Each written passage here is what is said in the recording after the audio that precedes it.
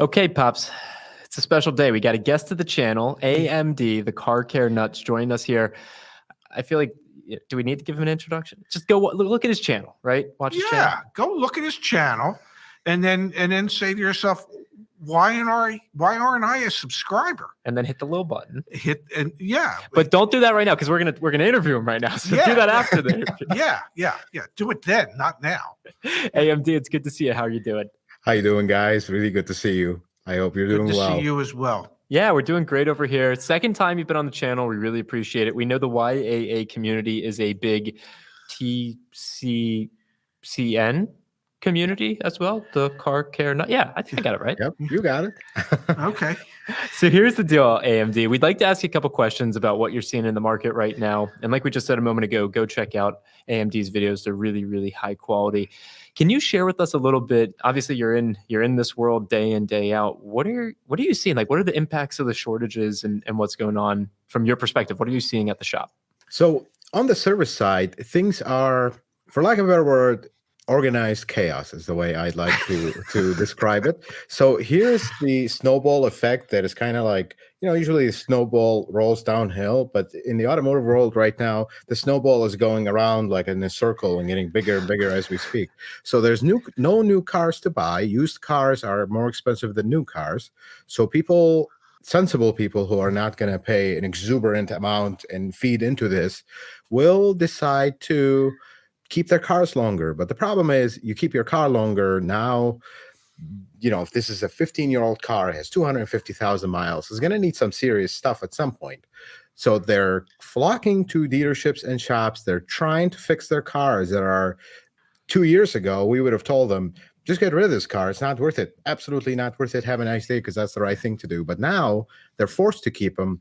And now they come in the service department. First, all of a sudden, you had a jump of people there. All of a sudden, all the schedules are booked up.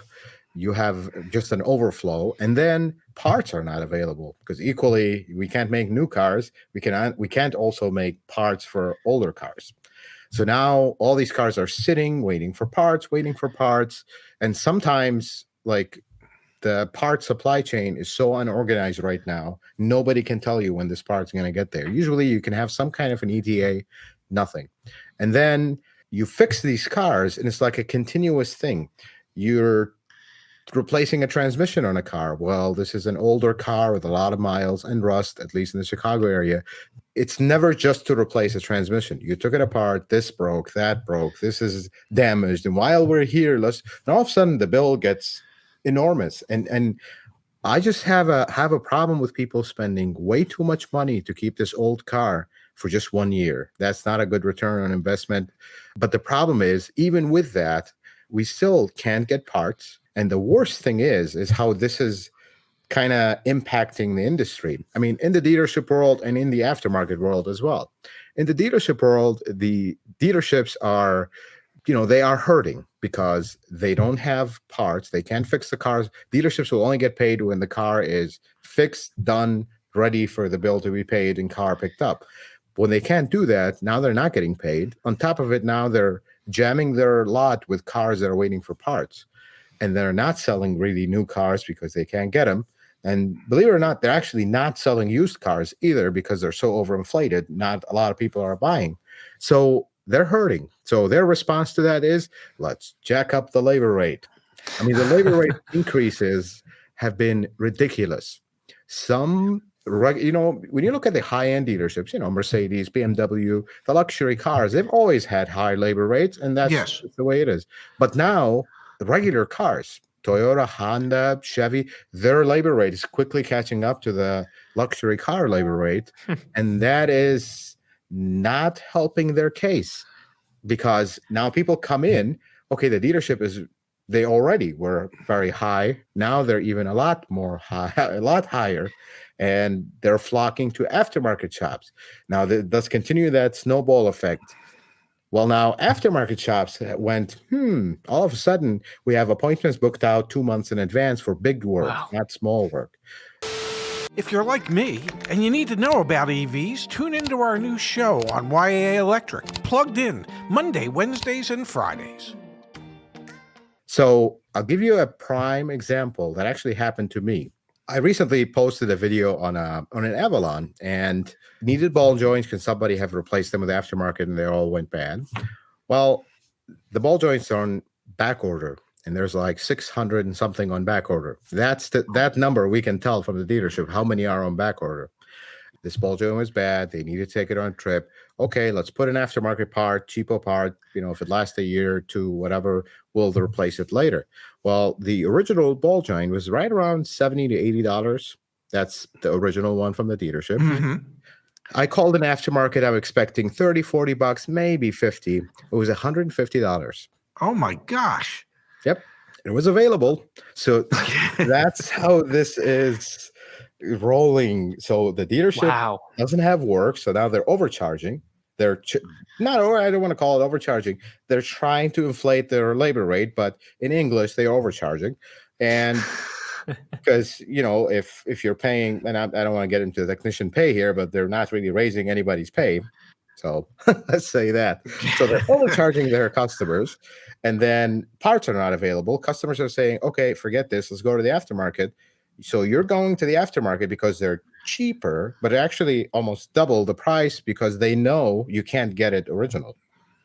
And that helps to explain why. What was it that in the last quarter or the first couple months of this year? No, Cox Automotive for the month of February. The average service ticket is $501 at a dealership.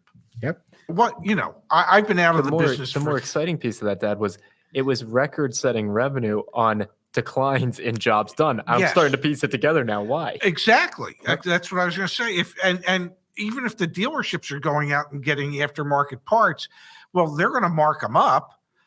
So it's easy to see how the average ticket today could end up being over $500.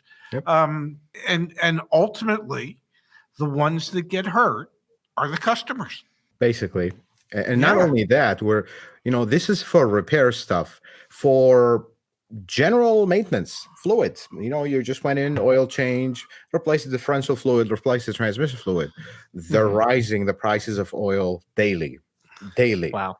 And then the supplier, I talked to the supplier, and he's like, the prices are going up daily, but then every month end, we raise another, because he says, we just can't keep up. We're basically losing left and right because we can't keep up with how rapidly the prices are going up. And for the longest time, the dealership I'm working at right now, not used to, $27.95 was the oil change. They lose anywhere from $10 to $15 on every single oil change. Typical business tactic. Let's just get people through the door. Hopefully they will buy a filter, they will buy something, or they will just become long-time customers. That is long gone. Now at $65 for the oil change, they are breaking even or losing, depends on how the fluctuation. I mean, just imagine that a dealership is losing money on every single oil change just to stay relevant. And just to bring people in. I have a question for you, and you can choose not to answer it, and I'll understand. Is there any pressure, at least in the shop that you work in? Because I know at a lot of dealerships in the service departments, there's a ton of additives that they like to add to the repair order. And additives that, how's a nice way, additives that really don't add anything other than to the bottom line for the dealership. Fancy snake oil.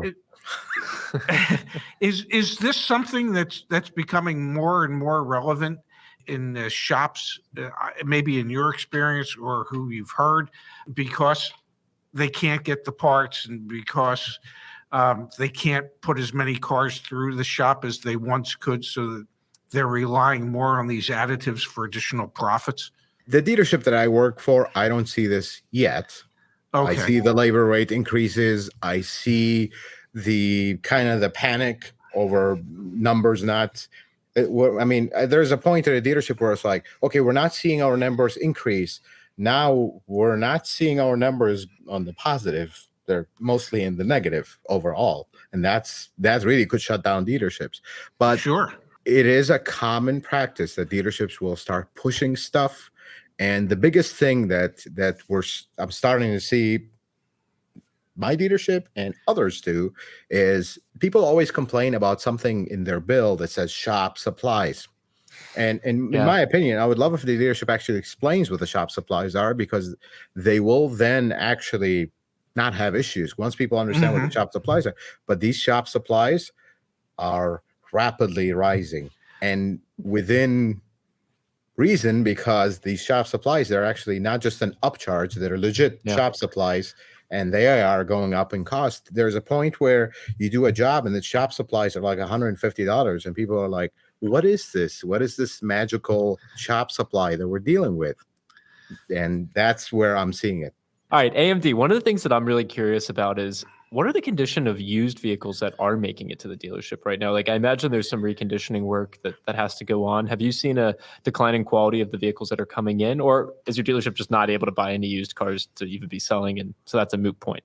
My dealership got burned. I'll say this. They tried to start reconditioning, like kind of rundown cars, and by spending an exuberant amount on them and then asking a very high price for them. But you know what? I am so happy to report that consumers are now much smarter. And that kind of backfired, because then you buy this car from a reputable dealership and you take it to your mechanic, or something happens to it and you bring it back. It's like, wait a second, I paid a small fortune for this car, and knowing that you're overcharging me for it, but I have no choice. And now you're telling me this is a bad car that you tried to make good, but it didn't. They got burned by this. They stopped actually doing it. And that was that, because it's just not worth it. Honestly, it's not worth it, because we have seen so many cases. I get a car as much as, oh, let's replace a transmission on this car. Okay, well, we replace the transmission. Car comes back after a week that the customer bought it. Well, it's burning oil. They bring it back to service, and it's like, of course, here's this car with 60, 70,000 miles that needs a transmission. How was the rest of the car? There are things that mechanics can't really check. I can't drive the car for 2 weeks to see if it burns oil or not. You do your checks, you do your due diligence. But similarly, the dealerships are trying to do this. The people that are selling these cars are also trying to hide all kinds of stuff, and it makes it really difficult. So they stopped, at least at the dealership where I work, they stopped dealing with rundown cars. That's why our lot, the common question we get today is people walking in, are you guys going out of business? No, we just don't have cars. Because they just got burned. Few customers brought cars back, and they ended up buying them back because they care about their reputation more than one car sale. So they stopped. But we see other small dealerships. We have a lot of small dealerships around us. They now bring us these rundown cars, and it's like, oh my God, I can't believe you can actually put your name on this car. Wow. AMD, I want to just comment one thing. Obviously here on the YAA side, we are so in tune with what's going on at the auctions and the used car market. Recently, Carvana bought ADESA. ADESA is the second largest auction platform in the United States. It's really interesting, and I think this is why your channel has had so much growth in such a short period of time, is you tell it like it is. You're the honest truth in this side of the business. Think about it for a second, what you just shared, and then think that the largest used car retailer, maybe second largest to CarMax, just bought the auction platform. Hopefully, I'll say hopefully, to cherry pick the good ones and sell them out at Carvana lots. But you've got to imagine in that closed loop where unfortunately there aren't. Show me the car care nut equivalent at Carvana. I don't see that YouTube channel. I don't see that personality out there online. Makes me really concerned for consumers who aren't able to get pre-purchase inspections done.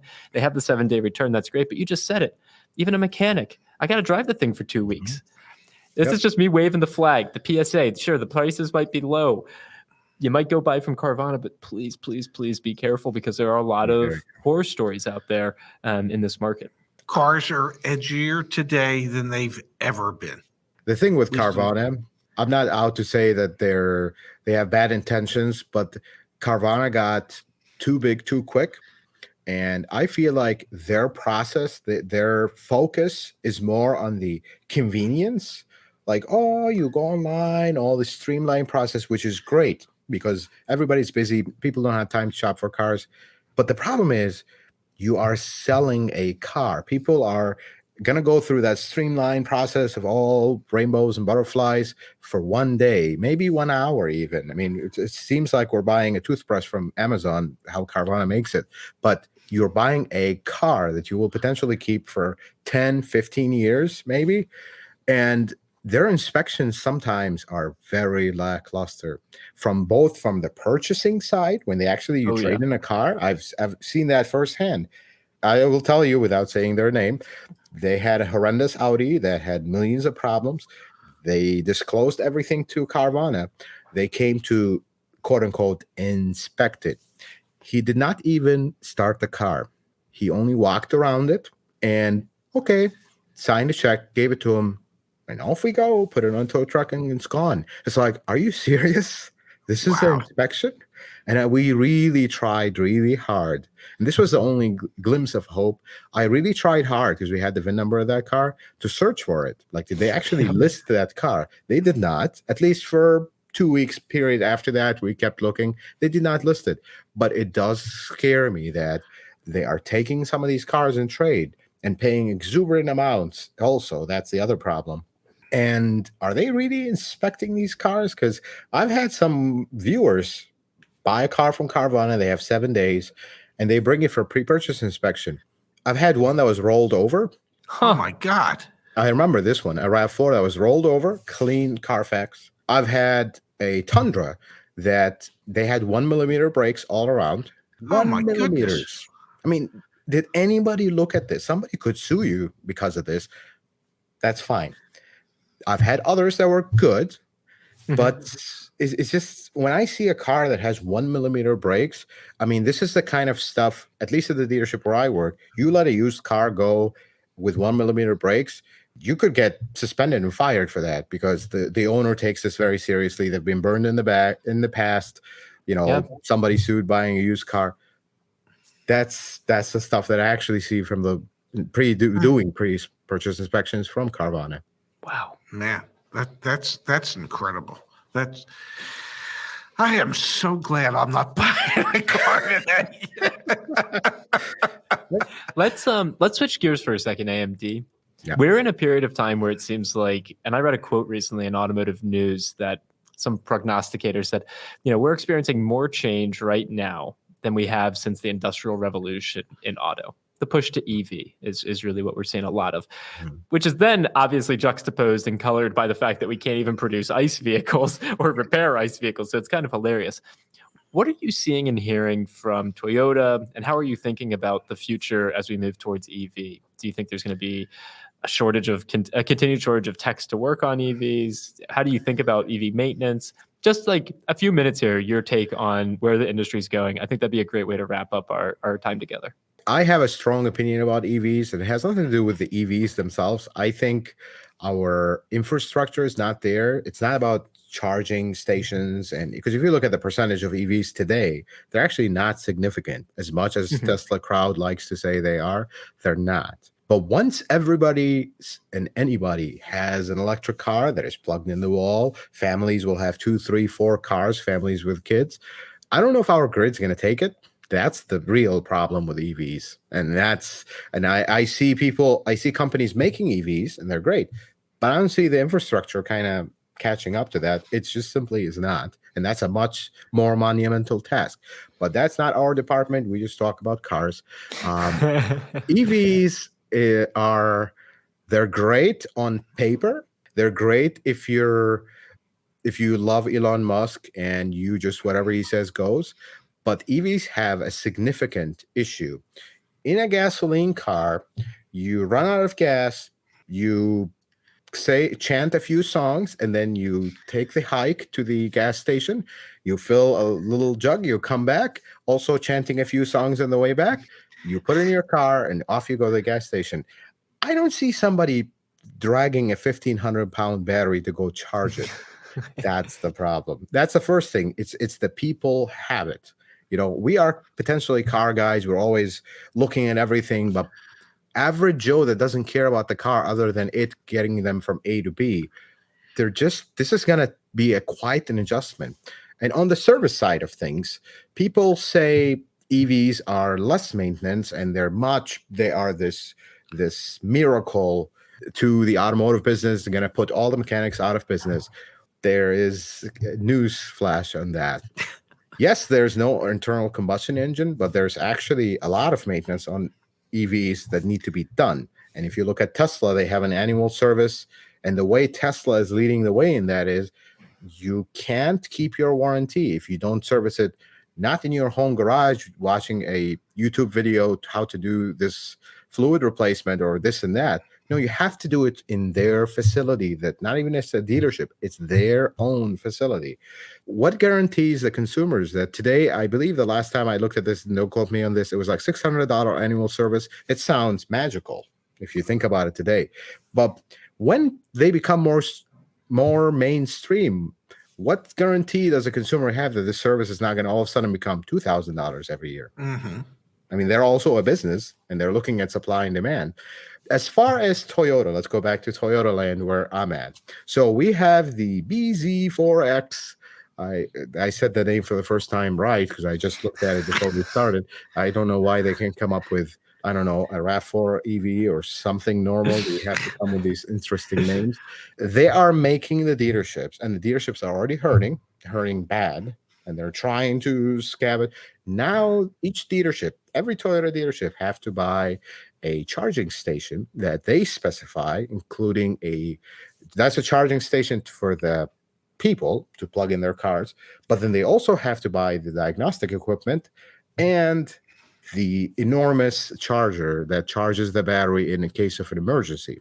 Well, that total investment right now, the last number I heard, is about $50,000 to $75,000. Wow. And if you have a certain size facility, you need two of those. So now every dealership is spending anywhere from $50,000 to $150,000. And the news flash is, at least in the area where I'm at, each dealership this year will maybe get one or two cars. So spend $150,000 and get two cars. That's up. I was waiting for more there. I was like, one or two cars. That's how it is. The RAV4 Prime was the same thing. Yeah. You know, we have all this hype of the RAV4 Prime, and then we maybe got five.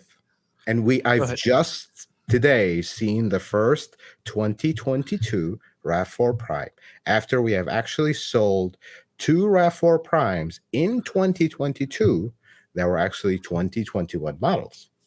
Wow. So that's I have a question for you. Is there special training that you need to be able to do the various maintenances on an EV vehicle that is significantly different than what you're used to working on now? Or so I'll give you two answers for that. I'll give you the dealership's answer. Of course, we need all kinds of specialized training. The car care nut answer is, look, they're still just cars. Okay. We've had hybrids. The problem with EVs is the training on the high voltage side and the training of the mechanic not having a heart attack when they open the hood and there's no engine. There's like a bag or shoes or whatever. Otherwise, it's just a car. Now, the maintenance will be different, and some of the aspects of the vehicle control will be different from the electrical side, but we're still talking the same manufacturer. You're going to look at all the wiring diagram, all the way things are put together. It's still the same. That part does not need any more training. If you're a specialist in this brand, you're going to know all this. Perhaps they usually will issue either an online training module kind of highlighting the things that they feel like, okay, this is out of the ordinary, so let's let you know about it. They'll show you some videos. Here's how the battery taken apart, so you can actually know if you ever go into one. Here's the precautions that you need to know, things that are not the norm. But everything else, really, they don't. The only cars that they will have specific training for is off-brand cars, like when we had the Supra, which is a BMW. We went on a 4-day training class, which was very interesting because most of the questions we asked were, no clue. We'll get you an answer back on that one. Because the instructors are also went to training to learn an entirely different brand, and they're still trying to put things together. And this was that was the difference. That's why we had a 4-day class there to figure out what's going on here. But when the BZ4X, this is the second time I say it right, comes out, it's really just a Toyota. Yes, they have a joint venture with Subaru, but equally when the Scion FRS and the GR86 came out, same thing, just an online training module. Hey, here's a Boxer engine. Yeah, have a nice day. Because it's still, the whole electrical system is the same and everything else is similar. So that's the reality of EVs. I think technicians will be able to handle them. Now, many will just decide, just like when fuel injection came out and we had the OBD2 system, many of the older gentlemen in the industry were like, you know what, I'm done. I don't want to learn something new and then 5 years later retire. I'm just going to retire now. You're going to see that as well. And back then, the business was not hurting like it is now. Yeah, it's definitely different times. Yeah. Well, AMD, we appreciate your time as always. And I think it goes without saying, if you have not spent time over on the Car Care Nut channel, please go check it out. It's awesome that you share your insights and your expertise with the YAA community. And I'm just planting a seed here. Let us know in the comments down below. But I know AMD goes live on Saturday nights. We typically go live on Saturday nights. One day, I'm going to speak it into we should go live together. I'm just saying. Just saying. We could just for like interesting. I actually think it'd be really fun. There's probably a lot of overlap, and I think that would be. I think it's really great that you join us on the YA channel from time to time because it shows everyone who watches these videos we're just real people. We just want to help. Yep. And it's awesome to find people like you out there, AMD. Anyway, check out his channel. Pops, thank you. AMD, thank you. Really appreciate your time. Thank you, Zach. Thanks for putting this together. I had to contact this booker. and here's the booker. Yeah.